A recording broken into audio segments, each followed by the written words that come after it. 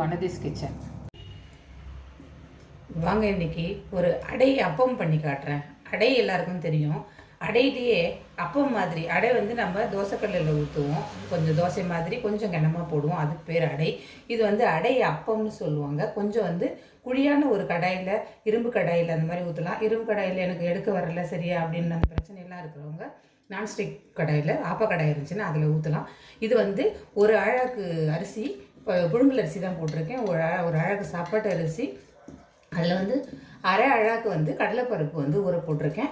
ரெண்டையும் வந்து ஒரு 4 மணி நேரம் ஊற வச்சுருங்க. அதில் ஊற வச்ச கடலைப்பருப்பு வந்து கொஞ்சோண்டு எடுத்து முழுசாக இந்த மாதிரி போட்டுக்கிட்டேன். இப்போ வந்து இதோடு வந்து காரத்துக்கு 2 மிளகாயும் ஒரு ஸ்பூன் சோம்பு வச்சு இதை வந்து கரகரப்பாக அரைச்சிட்டு வந்து கொஞ்சம் கெட்டியாக அரைச்சிட்டு வந்துவிட்டேன். இப்போ அரைச்சிட்டு வந்துட்டேன் பாருங்கள். இப்போ இதில் வந்து தேவையான உப்பு போட்டுக்கிறேன்.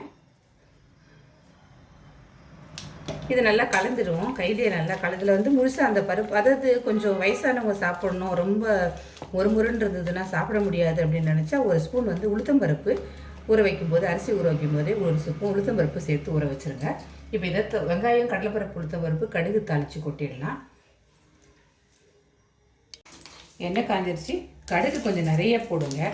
அந்த ஒரு அந்த அடை அப்பத்தையும் கடுகு நிறைய தெரியணும். அது நல்லா பொரிஞ்சு பார்க்கவே ரொம்ப அழகாக இருக்கும். கடுகு பொரிஞ்ச உடனே ஒரு ஸ்பூன் கடலைப்பருப்பு, ஒரு ஸ்பூன் உளுத்தம்பருப்பு சேர்த்துக்கிறேன்.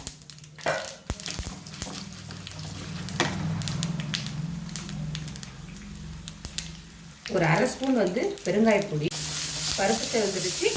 நான் போட்டிருக்கிற அளவுக்கு ஒரே ஒரு வெங்காயம் மட்டும்தான் போட்டிருக்கேன். பெரிய சைஸ் வெங்காயம் ஒன்று கட் பண்ணி பொடியாக நறுக்கிட்டு கறிவேப்பிலையும் வெங்காயமும் சேர்த்துருக்கேன். தாளிச்சு இதெல்லாம் கொட்டி கிளறிட்டு ஒரு ஸ்பூன் எண்ணெயை ஊற்றிட்டு அதுக்கப்புறமா இந்த மாவு அதில் விடுவோம்.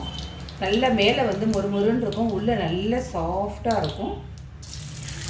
மூடி வேக வைக்கிறேன். சூப்பராக பார்த்தீங்களா, உள் சைடு கீழே வந்து நல்லா மொறுன்னு வெந்திருக்கு பார்த்தீங்களா. மறுபடியும் கொஞ்சம் இதை சுற்றி எண்ணெய் விடுங்க.